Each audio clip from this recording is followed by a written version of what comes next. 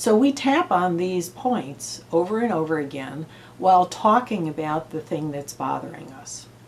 So in my case, I'm going to just choose a current situation I've got going on where all my life, or at least as long as I can remember, I've been afraid to make mistakes in public.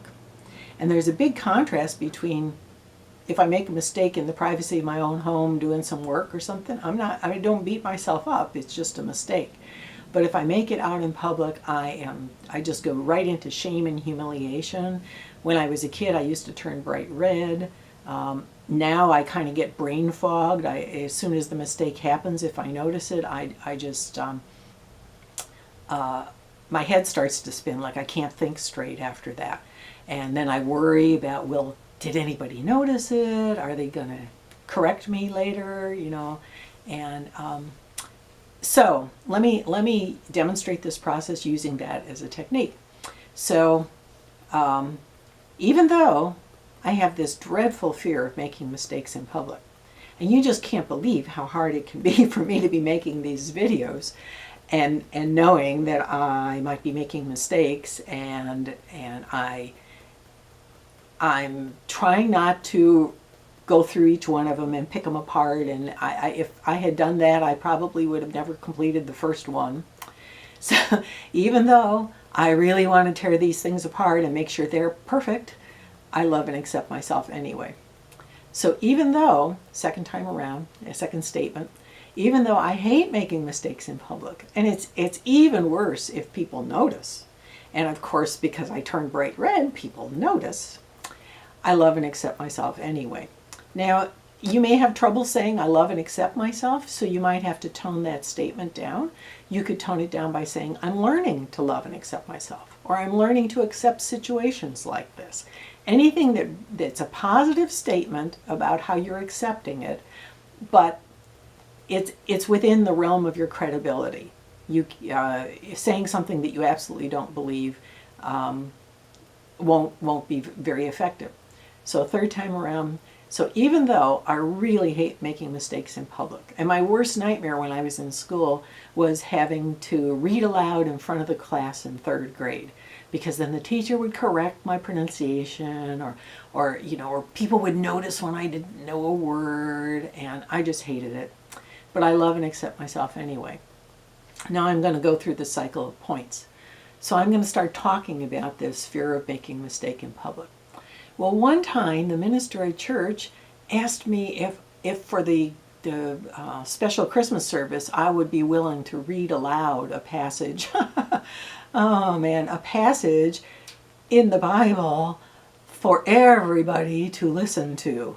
And I said, no way. And she says, oh, but you're such a good public speaker. Why wouldn't you be willing to do that? I says, it's a completely different critter. I just hate being in a situation where somebody could be reading along and notice that I made a mistake on that. That was like my worst thing in school that I hated doing. And I just don't want to do it. Thank you very much for the offer, but I'm not the one to do it. And now that I think about it, okay, so an old memory's coming up. The gal that she got to do it didn't, she made lots of mistakes and it didn't seem to bother her at all. Isn't that interesting? Bothers me like crazy if I make a mistake, but other people can make mistakes in public and it doesn't bother them at all. I wonder why that is. Boy, and then I was thinking about how when I was a kid and I played in the band and I had to sometimes play solos. Oh, I hated that. Oh, to have a concert coming up and have to play a solo section where everybody knew that it was me playing, and if I made a mistake, oh my God, the shame and humiliation.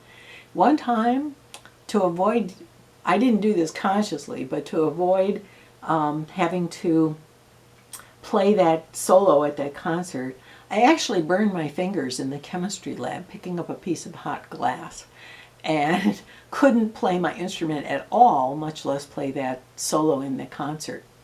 And I know that had to be a psychological thing that my subconscious was ensuring that I wasn't going to play that solo in that concert.